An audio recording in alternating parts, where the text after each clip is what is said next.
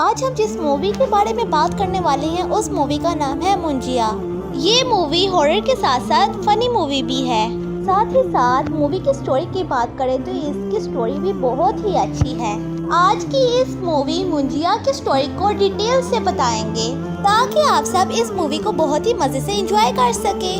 चले सबसे पहले आप चैनल को सब्सक्राइब कर दे ताकि ऐसे की आने वाली वीडियो आपको जल्द ही मिल जाए और बेल आइकन को भी प्रेस कर दे, लाइक भी कर दे। अगर आपको ये मूवी अच्छी लगी हो तो इस मूवी का नाम मुंजिया जरूर कमेंट पे लिखेगा। अगर आपने अच्छा सा कमेंट कर दिया है तो चले हम इस मूवी को स्टार्ट करते हैं। तो इस मूवी की स्टार्टिंग होती है कोंकण से, जो कोंकण महराज के अंदर है। और जब कहानी स्टार्ट होती है तो साल होता है 1952। महराज के अंदर कोंकण के गांव के अंदर हम देखते हैं कि वहां पर एक छोटा सा बच्चा होता है जिसका नाम गोटिया होता है और उसकी उम्र 10 से 11 साल होती है। और गोटिया इस गाँव में अपनी माँ और छोटी बहन के साथ रहता था। गोटिया की बहनों से 1-2 साल छोटी होती है। और गोटिया जिस घर में रहता था उसके साथ वाले घर में कुछ लोग रहते थे और उस घर में एक लड़की रहती थी जिसका नाम था मुन्नी। और गोटिया मुन्नी से प्यार करता था। फर्क ये था कि जहाँ गोटिया की उम्र 10 से 11 साल थी, मुन्नी की उम्र उससे 7 साल बड़ी थी। इसलिए मुन्नी की उम्र 17, 18, 19 साल थी। लेकिन गोटिया तब भी मुन्नी से प्यार करता था और वो ये चाहता था कि उसकी शादी मुन्नी से हो जाए। लेकिन मुन्नी के घर वाले उसकी शादी फिक्स कर देते हैं। जिस लड़की की शादी मुन्नी से फिक्स होती है वो उसी दिन आता है और गोटिया उसके खाने में चूहे मार दवाई मिला देता है। लेकिन उसके खाने से दूल्हा बच तो जाता है, लेकिन उसके सब घर वालों को पता चल जाता है। जैसे ही गोटिया की माँ उसके घर जाती है तो गोटिया को पकड़ कर लाती है और गोटिया को मारने के लिए एक बहुत बड़ा झाड़ू पकड़ के लाती है और उससे गोटिया को मारती है। और हम यहाँ ये भी देखते हैं कि गोटिया को किसी भी चीज से डर नहीं लगता, मगर माँ के चाकू से बहुत डर लगता है गोटिया को। से अगले दिन मुन्नी की शादी हो जाती है और जो गोटिया की माँ होती है और उसी दिन गोटिया का मुंडन भी करवा देती है। और उसी दिन मुन्नी अपने दूल्हे के साथ चली जाती है। और हम ये भी देखते हैं कि गोटिया भी मुन्नी को याद करता है और वो अभी ये भी सोचता है कि वो किसी तरह मुन्नी से शादी कर ले। इसके बाद गोटिया ये फैसला करता है कि वो मुन्नी को हासिल करने के लिए काला जादू करेगा। काला जादू करने के बाद मुन्नी को अपने वश में कर लेगा और जिसके बाद मुन्नी उसके पास आ जाएगी। वो और मुन्नी दोनों शादी कर लेंगे। आप लोग यहाँ तक कहानी सुनकर समझ ही गए होंगे कि गोटिया कोई आम बच्चा नहीं था। वो बेसिकली एक साइको बच्चा था जिसके दिमाग में मुन्नी को पाने का ऑब्सेशन था। जैसे ही गोटिया काले जादू करने का फैसला करता है और साथ अपनी छोटी बहन को भी ले लेता है और पास के गांव में चले जाता है। हमें पता चलता है गांव के पास जो जंगल है उसका नाम चिंटू कुआरी है और ये क्योंकि गांव से भी दूर है इसलिए यहाँ पर कोई नहीं आता। गोटिया अपनी छोटी बहन को रात के समय में लाता है और एक बरगद के पेड़ के नीचे बैठ जाते हैं और गोटिया वहाँ पर बैठकर काला जादू करने लगता है। इसके बाद हम देखते हैं कि गोटिया अपनी बहन पर हमला कर देता है और चाकू से उससे मारने की कोशिश करता है। और गोटिया की छोटी बहन उसे रोकती है और पूछती है कि आखिर वो ऐसा क्यों कर रहा है और अपनी छोटी बहन को क्यों मारना चाहता है। जिस पर गोटिया बताता है कि उसे काला जादू करने पर एक लड़की की बलि देनी पड़ेगी और इसलिए उसे मारकर उसकी बलि देगा। जैसे ही गोटिया के हिसाब से उसका कालू जादू पूरा होगा तो मुन्नी उसके पास आकर उससे शादी कर लेगी। लेकिन जब हम देखते हैं कि गोटिया अपनी छोटी बहन पर चाकू मारने की कोशिश करता है तब ही वहाँ पर गोटिया की छोटी बहन अपना बचाव करती है और गोटिया को दिक्कत देती है और गोटिया का सर सीधा बरगद के पेड़ से टकराता है। सर टकराने की वजह से गोटिया का सर फट जाता है और बहुत सारा खून निकलता है और देखते ही देखते कुछ पलों के बाद गोटिया की मौत हो जाती है। देखते ही देखते गोटिया की जो छोटी बहन होती है वो ये सब देखकर अपने भागकर गाँव जाती है। अपनी माँ के साथ साथ सारे गाँव वालों को वहाँ ले आती है। गोटिया को देखने के बाद वहाँ के जो पंडित होते हैं वो देखकर ये कहते हैं कि ये बहुत बड़ा नर्थ हो गया है कि गोटिया की मौत हो गई है। ये होना अच्छा नहीं था क्योंकि गोटिया की 10 दिन पहले मंदिर हुआ है, अभी 10 दिन भी नहीं पूरे हुए हैं, तो ये होना अच्छा नहीं है। इसलिए गाँव के पढ़े लिखे लोग बताते हैं कि गोटिया राक्षस बनने वाला है। इसलिए हो सकता है कि राक्षस बनने के बाद वो गांव वालों पर जुल्म करे और बहुत बुरा भला करे। इसलिए गोटिया को यही रोकना होगा। यह देखते देखते गोटिया को उसी पेड़ के नीचे दफना देते हैं जिस बरगद के पेड़ के नीचे गोटिया की मौत हुई थी। इसके बाद जो पढ़े लिखे लोग जैसे कि पंडित होते हैं वो गोटिया को दफनाने के बाद उस पेड़ को बांध देते हैं कि गोटिया उस पेड़ से कहीं भी दूर ना जा सके और उसकी आत्मा वहाँ पर हमेशा के लिए कैद होकर रह जाए। कुछ लोग ये भी कहते हैं कि जिस हालत में गोटिया मरा है उस हालत को मुंजिया भी कहते हैं। और बहुत सालों बाद हम एक पूर्णिया शहर को देखते हैं जो उसी इलाके का शहर था और वो गोटिया के गांव और जंगल से थोड़ा सा दूर था। हम इस पूर्णिया शहर के अंदर मेन कैरेक्टर को देखते हैं जिसका नाम था पिंटू। पिंटू अपनी ग्रैंडमदर और मदर के साथ रहता है, यानी कि माँ और दादी के साथ, जिसके साथ हम ये भी जानते हैं कि पिंटू के फादर की कई साल पहले मौत हो चुकी है और जो उसकी मदर है वो एक ब्यूटी पार्लर चलाती हैं और वो लोग उससे काफी अच्छा पैसा कमाते हैं एंड पर उनकी फैमिली काफी अच्छे से चल रही है। उसी फैमिली के अंदर पिंटू, उसकी मदर और उसकी दादी माँ अब्बा बहुत ही खुश हैं। साथ ही साथ हम ये जानते हैं कि पिंटू भी अपनी माँ की मदद बहुत अच्छे तरीके से करता है। पिंटू को भी लड़कियों के बाल काटना, मेकअप करना और बहुत से काम बहुत अच्छे से आते हैं। यहीं पर हम देखते हैं कि पिंटू की एक दोस्त होती है जो उसके साथ वाले घर रहती है। पिंटू के इस वाले दोस्त का नाम होता है पेला। पेला जो कि लड़की होती है वो पिंटू की बचपन की दोस्त होती है और ये दोनों बचपन से एक साथ खेल कूद कर बड़े हुए हैं। यहाँ पर बेला पिंटू से मिलने आती है और पिंटू से अपने बॉयफ्रेंड को भी मिलाती है। और हम ये भी देखते हैं कि बेला के बॉयफ्रेंड का नाम कूबा होता है और वो एक अंग्रेज होता है। लेकिन पिंटू को बेला के बॉयफ्रेंड से बिल्कुल भी खुशी नहीं होती क्योंकि पिंटू दिल ही दिल में बेला से बहुत प्यार करता है लेकिन कभी भी उसने इजहार नहीं किया होता। जिसके बाद हम ये देखते हैं कि पिंटू को मन में वही पेड़ दिखता है जिस पर मुंजिया को कैद करके रखा गया होता है। इसके बाद हम ये देखते हैं कि इस पेड़ के ऊपर एक राक्षस जैसा बच्चा है वो उसे अपने पास बुला रहा है और यहाँ पे पिंटू ये भी सोचता है कि उसे ये ख्याल बचपन से आ रहे हैं और पिंटू बचपन पे अपने मन में यही देखता है और वो ये सारी बातें इग्नोर करता है और इसे इग्नोर करने के बाद वो अपने दोस्त से मिलने जाता है। और हम ये भी देखते हैं कि पिंटू का एक बेस्ट फ्रेंड होता है जो कि एक सरदार होता है और उसका नाम स्पिलबर्ग होता है, जो कि असल में इसका नाम स्पिलबर्ग नहीं होता, एक अमेरिकन वीडियो शूटर जिसका नाम स्पिलबर्ग होता है वो इसको देखकर अपना नाम स्पिलबर्ग रख लेता है। यहाँ देखते हैं कि पिंटू अपनी लाइफ में बहुत खुश होता है लेकिन एक दिन अचानक इसको अपने चाचा की बेटी का फोन आता है, यानी कि उसकी कजन सिस्टर का, और उसका नाम होता है रुको। रुको उससे कहती है कि उसकी शादी फिक्स कर दी है उसके घर वालों ने और कुछ ही दिनों के अंदर उसकी सगाई होने वाली है और इसलिए वो चाहती है कि पिंटू अपनी फैमिली के साथ उसकी सगाई में आए। वो उसे बताती है कि वो पिंटू और उसकी माँ दोनों को इनविटेशन दे चुकी है, इसीलिए वो पिंटू को भी पर्सनली बोल रही है, इसलिए वो चाहती है कि उसकी सगाई में सब लोग आए।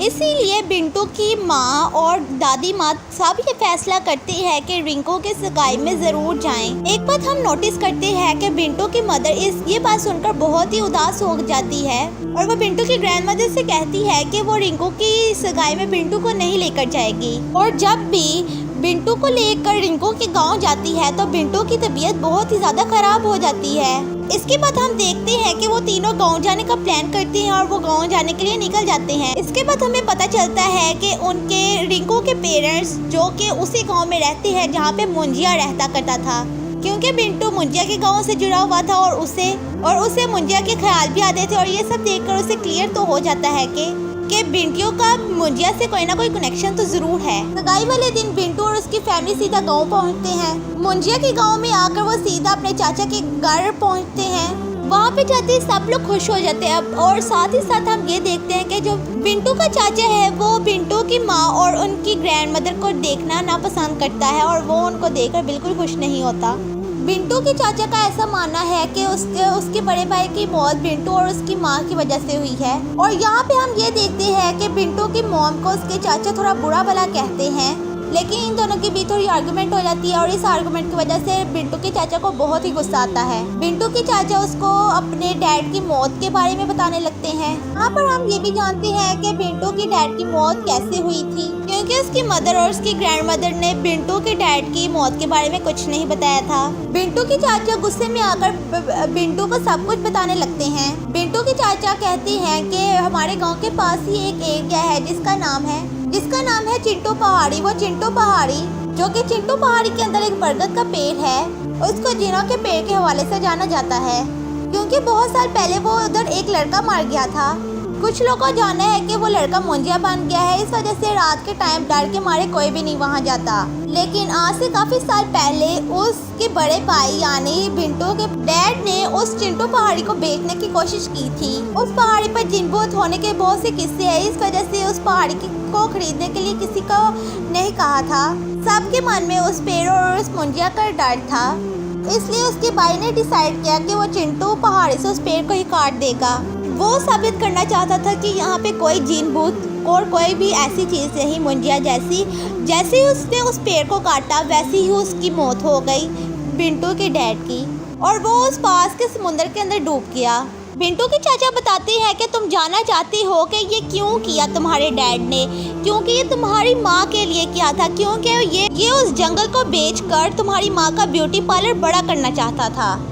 ब्यूटी पार्लर को बड़ा करने के लिए और बड़ा खोलने के लिए उसको पैसे चाहिए थे, जिसकी वजह से ये चिंटू पहाड़ी बेचना चाहता था। और उस दिन उनकी मौत हो गई। इसी वजह से तुम्हारी माँ से मैं उस दिन के बाद से बहुत नफरत करता हूँ।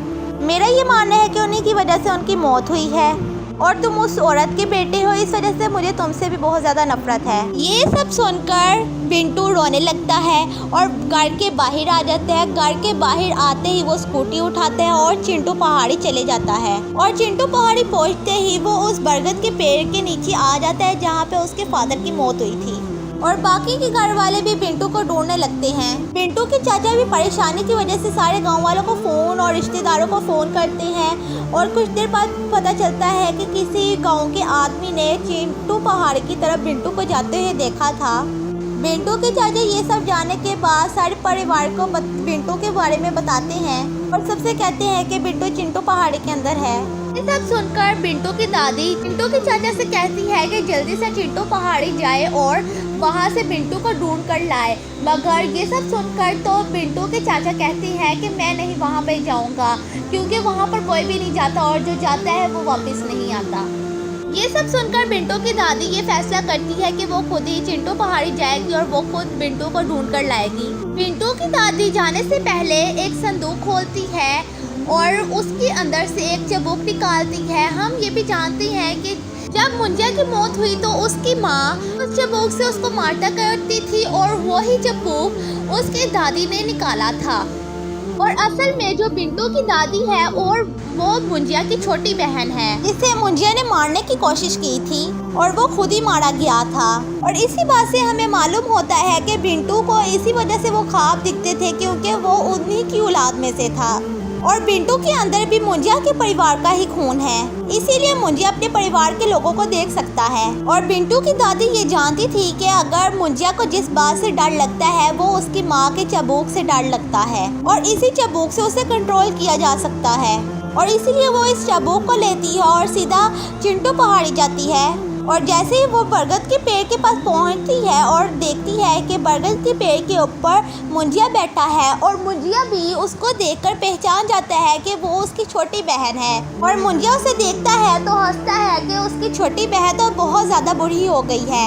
उसकी दादी मुंजिया से कहती है कि दादा प्लीज़ आप बिंटिया को छोड़ दे। और यहाँ पर आप सब जानते होंगे कि मराठी के अंदर बड़े भाई को दादा कहते हैं, इसीलिए बिंटू की दादी मुंजिया को दादा कहती है।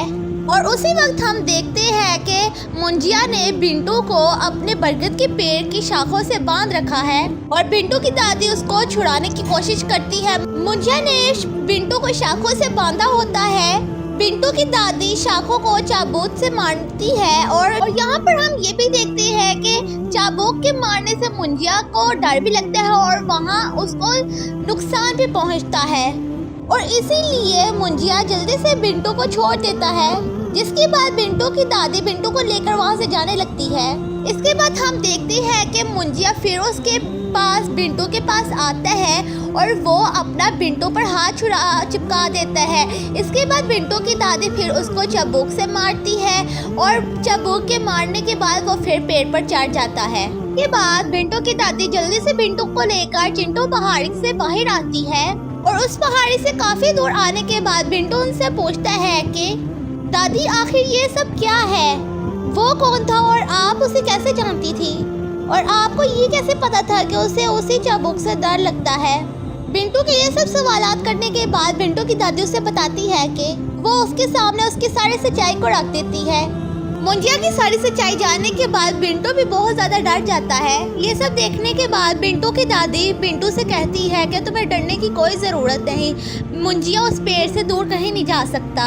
और इसके अगले ही पल में हम ये देखते हैं कि मुंजिया बिंटू के सामने ही खड़ा हो जाता है।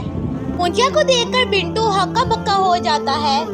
मुंजिया बिंटू की दादी पर पीछे से अटैक करता है और उनकी गर्दन पकड़कर उनकी गर्दन मरोड़ देता है और वहाँ पे ही बिंटू की दादी मर जाती है। बिंटू की दादी ने तो कहा होता है कि वो मुंजिया बरगद के पेड़ से कहीं और दूर नहीं जाएगा, मगर जैसे हमने पीछे देखा था कि मुंजिया ने बिंटू पर अपना हाथ का निशान छोड़ा होता है, तो उसी वजह से मुंजिया उस बरगद के पेड़ से आज़ाद हो जाता है और वो हर जगह जा सकता है। ये सब देखने के बाद बिंटू बेहोश हो जाता है और कुछ टाइम बाद गांव वाले उसे ढूंढने के लिए आते हैं और बिंटू को सीधा हॉस्पिटल लेकर जाते हैं। हॉस्पिटल लेकर जाने के बाद ही बिंटू की आंखें खुलती है। बिंटू की आंख खुलते ही बिंटू गांव वालों से पूछता है कि उसकी दादी कहाँ पे है और उसके गांव वाले बताते हैं कि उसकी बिंटू की दादी चिंटू पहाड़ी की थोड़ी ही फासले पर उनकी दादी की लाश मिली है, यानी कि उसकी दादी मर चुकी है। और पुलिस ने भी इन्वेस्टिगेशन की है और उनका कहना है कि बिंटू की दादी किसी जगह से फिसलकर गिरकर मर गई होंगी। असल में बिंटू इस बात को जानता था कि उसकी मौत कहीं गिरने से नहीं हुई, बल्कि मुंजिया ने उनकी गर्दन को मरोड़कर उनकी मौत की थी। हालांकि मुंजिया इतना ज़्यादा डरा होता है कि वो इस बात को किसी को नहीं बताता। इसके बाद हम देखते हैं कि जो बिंटू के चाचा होते हैं वो इसकी माँ पर यानी कि बिंटू की माँ पर बहुत ही गुस्सा करने लगते हैं और बिंटू के चाचा उसकी मदर से बहुत ज़्यादा झगड़ा करते हैं और बिंटू की मदर को ही ब्लेम करते हैं। वो कहते हैं कि पहले उसकी वजह से उसका भाई मर गया और अब उस औरत की वजह से उसकी माँ भी मर गई। और ये सब सुनकर बिंटू की मदर को बहुत ज़्यादा गुस्सा आता है और वो बिंटू को लेकर इस गांव से निकल जाती है और बस पकड़कर सीधा पुणे आने लगती है। और बस में हम ये देखते हैं कि बिंटू के पीछे वाली सीट में मुंजिया होता है और बिंटू जैसे ही मुंजिया को देखता है और बिंटू बहुत ज़्यादा डर जाता है। और यहाँ पे मुंजिया बिंटू को बताता है कि वो सिर्फ और सिर्फ मुंजिया को बिंटू ही देख सकता है, यानी कि बिंटू ही मुंजिया को बस देख सकता है और कोई भी नहीं। ये इसीलिए क्योंकि बिंटू की रगों में उसी का खून दौड़ रहा है। मुंजिया को देखकर बिंटू काफी ज्यादा डर जाता है, लेकिन अचानक से मुंजिया गायब हो जाता है। फिर हम आगे ये देखते हैं कि बिंटू अपने घर आ चुका है। घर जाने के बाद जैसे ही रात होती है और बिंटू सोने जाता है, वैसे ही मुंजिया उसके रूम में आ जाता है और मुंजिया उससे कहने लगता है कि मुन्नी को ढूंढो, मुन्नी को ढूंढो। लेकिन बिंटू को उसकी बातें समझ नहीं आती और वो सिंपली उससे डरने लगता है। इसीलिए मुंजिया उसे मारने लगता है क्योंकि बिंटू उसकी बातें नहीं मानता था। मुंजिया कभी बिंटू को बिस्तर से गिरा देता है और कभी उसे उठाकर दीवार पर फेंकता है और कभी तो उस पर अलमारी गिरा देता है। लेकिन इस सब के बाद बिंटू ये समझ आता है कि मुंजिया उसे किसी मुन्नी को ढूंढने के लिए कह रहा है और बिंटू ऐसा करने से मना कर देता है और सिंपली बिंटू मुंजिया से कहता है कि उसने उसकी दादी को मार दिया और वो उसका कोई काम नहीं करेगा। बिंटू जैसे ही ये बोलता है तो मुंजिया बिंटू की मदर के पास जाता है। बिंटू की मदर घर के बाहर खड़े होकर किसी से बात कर रही होती है। बिंटू की मदर के पास एक स्ट्रीट लैंप खड़ा होता है और मुंजिया उसी लैंप को तोड़कर उस पर खड़ा होकर बिंटू की मदर के ऊपर गिरा देता है। ये लैंप क्योंकि थोड़ा सा साइड पर होता है, इस वजह से बिंटू की मदर के ऊपर नहीं गिरता, तो बिंटू वो सब देखकर बहुत डर जाता है और इसीलिए बिंटू मुंजिया से ही कहता है जैसा वो बोलेगा मैं वैसा ही करूँगा। लेकिन मुंजिया ये बिंटू से कहता है कि बस वो उसके पास रात को ही आया करेगा और इसीलिए मुन्नी को रात को ढूंढना पड़ेगा। और इसके बाद हम ये देखते हैं कि बिंटू को ना जानते हुए भी अपनी रात की नींद खराब करनी पड़ेगी और घर के बाहर ढूंढ कर मुन्नी को ढूंढना पड़ता है। और इस पूरे टाइम के दौरान मुंजिया बिंटू के कंधे पर बैठा रहता है। जैसे ही बिंटू थोड़ा सा आराम करने के लिए रुकता है, वैसे ही मुंजिया उसको मारने लगता है और जब परेशान करने लगता है, जब सामने वाले आसपास वाले लोगों को मारने लगता है। इसीलिए बिंटू को परेशान होकर भी मुंजिया की सारी बातें माननी पड़ती है।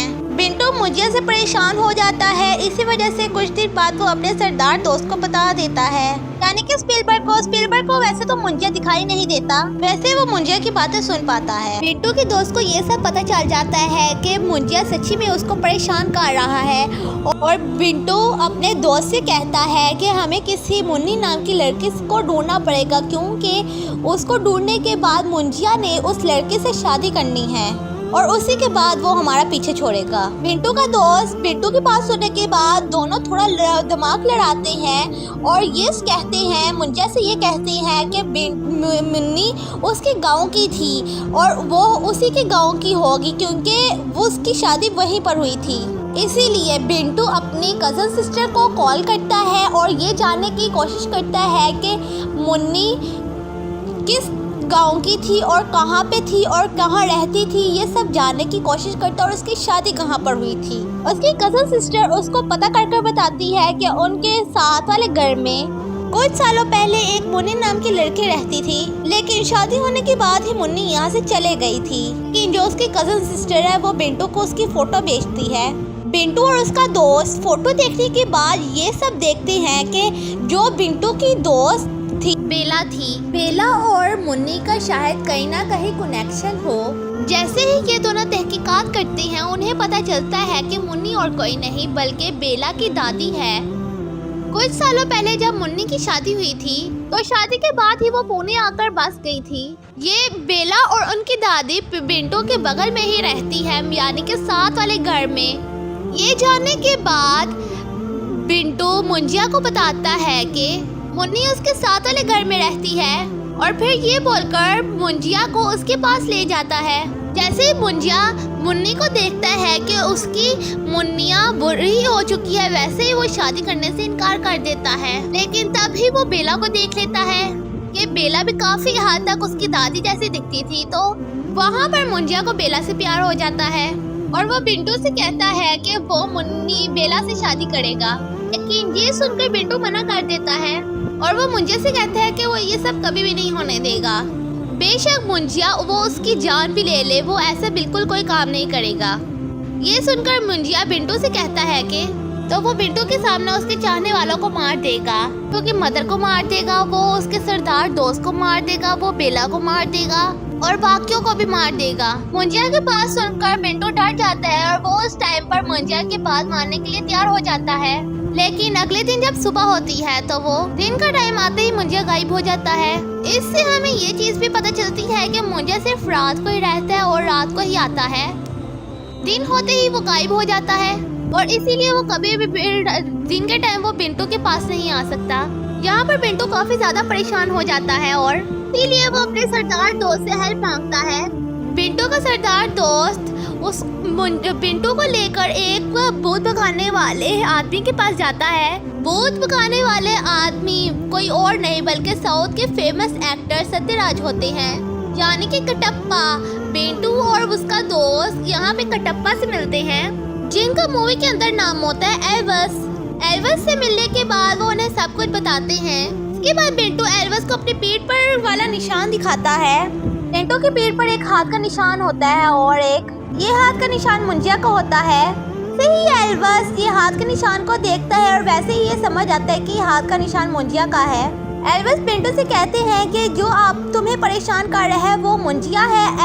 बिंटू ये सुनते ही परेशान हो जाता है और हैरान भी हो जाता है कि बिंटू अपने दिमाग में ये सोचता है कि उसने मुंजिया के बारे में तो किसी को कुछ नहीं बताया था, लेकिन ये कैसे एल्वस ने मुंजिया के हाथ का निशान देखते ही मुंजिया के बारे में पता लगा लिया। एल्वस अपने कमरे से एक बड़ा सा रोल लेकर आता है जिसके अंदर पुराने सारे पेपर्स होते हैं। वो पेपर्स के टुकड़े बिंटू को दिखाता है और वो कहता है कि इन सब पर मुंजिया का सबसे बड़ा किरदार, मतलब कि सबसे बड़ा और खतरनाक भूत है। जैसा कि हमने आपको पहले बताया था कि जिसकी सगाई हो जाती है 10 दिन, जिस बच्चे की सगाई हो जाती है और 10 दिन के बाद वो बच्चा मर जाता है तो वो मुंजिया बन जाता है, वैसे ही वो बच्चा भी मुंजिया बन गया था। वैसे तो मुंजिया को कैद किया जा सकता है, अगर कोई उसके परिवार का जो उसके खून का हिस्सा मिल जाए तो वो अब उसको कैद से निकाल सकता है। जैसे कि मुंजिया ने तुम्हारे कंधे पे हाथ रखा और वो कैद से निकल चुका था, और अगर कोई उसकी इच्छा है तो वो उस इच्छा को पूरा करने के लिए उस आदमी का भी इस्तेमाल कर सकता है। और इस टाइम पर तुम्हारा मुंजिया तुम्हारे साथ ऐसा ही कर रहा है। ये सब सुनने के बाद बिंटू एल्विस से पूछता है कि आप मुंजिया क्या करना चाहता है और एक्चुअली में हम लोग उसे रोक कैसे सकते हैं। इस पर एल्विस उसे बताते हैं कि ये मुंजिया बहुत ज्यादा शक्तिशाली होते हैं और जब तक ये ब्रह्म राक्षस के रूप में है इन्हें मारा नहीं जा सकता है। और तुम जिस मुंजिया की बात कर रहे हो उसे शादी करनी है और शादी करने के बाद और वो विद्या करना चाहते हैं और जिस वो लड़के से शादी करना चाहते हैं तुम लोग उस पेड़ के नीचे आ जाओ, जिस पेड़ के नीचे उसे कैद किया जाएगा। और उस पेड़ के नीचे जाने के बाद वो सब तुम्हें ये भी कहेगा कि उसके लिए किसी बकरी को पकड़ कर लाओ, और जब तुम उस बकरी को पकड़ के लाओगे तो वो तुम्हें बकरी के सर पर एक निशान बनाने के लिए कहेगा। तो और वो कुछ निशान ऐसा दिखता है और वो जो निशान होगा वो तुम्हें कहेगा कि तुम इस निशान को अपने खून से बनाओ, और वो निशान बनाने के बाद ही वो निशान काम करेगा। तुम जैसे ही वो अपने खून से निशान बनाओगे और मैं मुंजिया को उस बकरी में डाल दूंगा और वो उस लड़के से शादी करेगा। जैसे ही वो लड़की वैसे ही वो लड़की मारी जाएगी और वो मुंजिया उस लड़की को लेकर चले जाएगा। जैसे वो लड़की मारी जाएगी वैसे ही वो लड़की को लेकर चल जाएगा और उस लड़की की आत्मा को अपने साथ रखेगा, और यही इस मुंजिया का मकसद है। इसी दौरान एल्विस उन्हें बताता है कि हाँ मुंजिया को मारा भी जा सकता है। जब मारा जा सकता है जब वो बकरी के अंदर डाल लेगा, लेकिन उनके पास काफी कम टाइम होगा क्योंकि जैसे ही मुंजिया बकरी के शरीर में आएगा वैसे ही वो लड़की से शादी करने लगेगा, और अगर उसे शादी कर ली तो सब कुछ खत्म हो जाएगा। और जैसे ही मुंजिया अपने आप को बकरी में डाले और तुम लोगों को वैसे ही बकरी को मार देना होगा, और जैसे ही वो बकरी मारी जाएगी वैसे ही वो मुंजिया भी खत्म हो जाएगा। इस बात के बाद एल्विस भी उनका साथ देगा। इस बात के बाद बिंटू ये समझ आता है कि उनको क्या करना होगा, और इसी रात जब मुंजिया उसके पास आता है तो मुंजिया से कहता है कि वो मुंजिया की शादी बेला से करवाने के लिए राजी है। वो शादी करवाने के बाद बेला को गांव लेकर जाएगा। इसके बाद बिंटू बेला से मिलता है और बेला को अपने गांव लाने के लिए राजी कर लेता है। इसके बाद बेला, बिंटू और उसका दोस्त सरदार तीनों उसके गांव जाते हैं। बेला को गांव लाने के बाद बिंटू उसे नारियल पानी पिलाता है और वो उस नारियल पानी में शराब मिला देता है, जिस वजह से जैसे ही बेला उसे पीती है वैसे ही वो नशे में आ जाती है। जैसे ही वो बेला को लेता है वैसे ही वो अपने दोस्त को लेकर चिंटू पहाड़ी के पास आता है। इन सब के बाद हम यही देखते हैं कि जो बिंटू की कजन सिस्टर होती है वो भी मुंजिया को देख लेती है, और क्योंकि वो भी एक सेम खानदान से है इस वजह से वो भी मुंजिया को देख पाती है। इसीलिए बिंटू रुकू को समझाता है और वो भी अपने प्लान में शामिल कर लेता है। जिसके बाद वो सब मिलकर एक बकरी उठाते हैं और सारी चीजों को लेने के बाद वो एक बरगद के पेड़ के नीचे पहुंचते हैं। जैसे ही एल्विस ने बोला था वैसे ही मुंजिया भी वैसे ही बोलता है। मुंजिया बोलता है कि बकरे के पेड़ सर के ऊपर अपने खून से निशान बना दे। जैसे ही मुंजिया अपने खून से उसके ऊपर निशान बनाता है वैसे ही मुंजिया अपनी शरीर को बकरी के शरीर के अंदर डाल लेता है। जैसे ही बकरी के शरीर के अंदर आता है वैसे वो शादी करने लगता है। वैसे ही बिंटू उसको बकरी को पकड़ लेता है और उसको मारने की कोशिश करता है। उसी दौरान बेला बिंटू को रोक देती है कि ऐसा ना करो, क्योंकि वो जैसे हमने पीछे देखा था कि उसको नशे में होती है और वो बिंटू को मारने से मना कर देती है। कहती है कि ये मेरा शोहर है, ऐसा ना करो, और वो मारने से रुक जाता है और वो मुंजिया को मार भी नहीं सकता, क्योंकि जो बकरे के शरीर पर निशान बना होता है वो ही निशान बेला के शरीर पर चिपक जाता है। वो निशान देखते ही उसको एल्विस की सारी बातें याद आने लगती है कि उसने कहा था जैसे ही तुम अपने खून से बकरी के सर पे निशान बनाओगे याद रखना कि किसी भी की जगह पे ये निशान नहीं लगना चाहिए, खास तौर पर किसी इंसान के शरीर पर। अगर ऐसा हुआ तो मुंजिया उसकी बॉडी में घुस जाएगा। यहाँ इस टाइम पर हम ऐसा ही देखते हैं, जैसे ही बकरी का निशान बेला के जिस्म से चिपकता है वैसे ही वो निशान बेला के जिस्म पर बन जाता है और मुंजिया उसके शरीर में घुस जाता है। बेला वैसे ही दिखते दिखते बहुत ही डरावनी हो जाती है और वो बिंटू से कहती है कि उसने मुंजिया को मारने की कोशिश की है, जिसका मतलब उन सब ने मुंजिया को धोखा दिया है और मुंजिया उन सब को मार देगा। और ये सब बोलने के बाद मुंजिया बेला की ही बॉडी पर अटैक कर देता है और वो ये सब देखने के बाद बिंटू, उसका दोस्त और रिंकू वहाँ से भाग जाते हैं। चिंटू पहाड़ी से निकलने के बाद सब लोग रिंकू के घर पहुँच जाते हैं और मुंजिया उनका पीछे करते करते वहाँ पर भी पहुँच जाता है। इसी दौरान बिंटू एल्विस को बुला लेता है। इसी दौरान हम ये देखते हैं कि वो जो निशान था वो उसी दौरान उसके चाचा के भी शरीर पे बन जाता है। तो मुंजिया बेला की बॉडी से निकलकर सीधा उसके चाचा की बॉडी में घुस जाता है और उसके बाद वो सब पर हमला करने लगता है। सबको मारने के बाद उसके चाचा यानी कि मुंजिया उसके चाचा की बॉडी में था, वो बेला को लेकर चिंटू पहाड़ी के पास जाता है। और ये सब देखने के बाद बिंटू उन सब का पीछा करता है, मुंजिया और बेला का पीछा करता है। बिंटू भागते भागते उसी जगह पर पहुंच जाता है जहां पर उसकी दादी को मुंजिया ने मारा था। बिंटू ये सब देखता है कि जो उसकी दादी के हाथ में चाकू होता है वो उसी जगह पर होता है। वो देखने के बाद बिंटू उस चाकू वाली छड़ी को उठा लेता है क्योंकि उस मुंजिया को उससे नुकसान पहुंच सकता है।